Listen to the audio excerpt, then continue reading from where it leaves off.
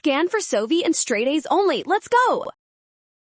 Calculus problems like this polynomial derivative look intimidating, but you can solve them in seconds by breaking the expression down into simple, manageable individual power terms. First, we break the polynomial into 4 distinct parts. Remember that the derivative of a sum is the sum of the derivatives of each individual term. Let us move on. Now, apply the power rule. The derivative of a constant is 0, the derivative of x is 1, and for powers, bring the exponent down and subtract 1. You got this! Finally, simplify the exponents to get our result. Comparing this to our options, we see that it matches option A perfectly. That makes option A our final winning answer.